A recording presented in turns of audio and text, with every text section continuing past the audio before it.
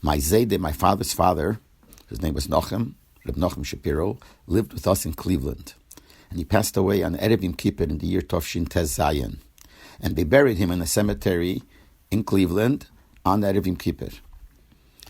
My father used to have a minhag to go to the Rebbe 3 times a year from Cleveland. It was for Simchas Torah, for Yud Shvat, and for Yud Beis Tammuz.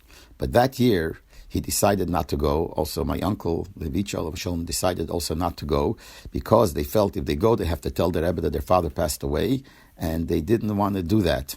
That was the way they felt those years, not to tell the Rebbe things like that. But when it came later, Yud Shvat, they went to the Rebbe. So when my father went into Yechidus, he told the Rebbe that his father passed away on Erev Kippur. And the Rebbe was surprised. Why didn't he let me know right away? In other words, the Rebbe wanted to know this. Probably it's negayah to the Aliyas Neshama, that if the Rebbe knows about it, it's a very important thing for the Neshama. Anyway, but the way people looked at things those days were a little bit different. Also, my father and my uncle speculated that maybe if they would have told the Rebbe right on Erev Kippur, right in the morning, maybe the Rebbe would have told him to wait and bring him to bury him in New York, not far from the Eil. We don't know exactly. This is some speculation thinking. But Lepel, that's what the Rebbe said. He was surprised. Why didn't you let me know before?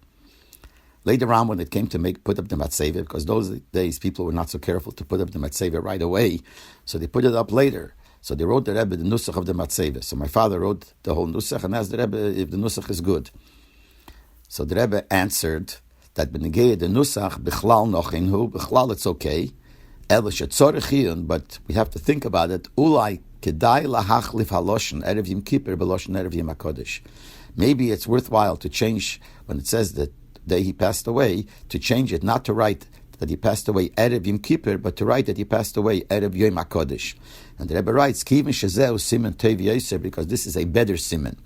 And he says, Ayin Ksubes, Daf Kuv Gimel Amud Beis. Look in the Gemara, Ksubes, Daf Kuv Gimel Amud Beis. There the Gemara uses a lotion that if someone is mes be'erev Yom Kippur, someone passes away on Erev Yom Kippur, simen rale, it's a bad simen.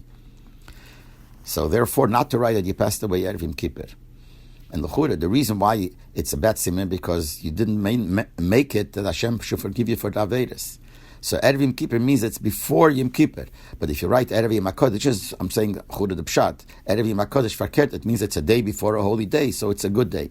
And it's interesting that in this letter, the Rebbe doesn't write what the Gemara says, Simerale. The Rebbe just writes that Erev Yom HaKodesh is a better siman than Erev Yom Kippur. The Rebbe didn't even want to write the word that this is a Simera, as the Rebbe always behaved. He never would say negative words, even though the Gemara here uses that word, but here where it's not important to use that word, the Rebbe just said that Erev Yom HaKodesh is a better siman than Erev Yom Kippur. And this letter later was printed in the Igris, and this is Chelik Yud Gimel, page Nun Zayin, that this letter is printed.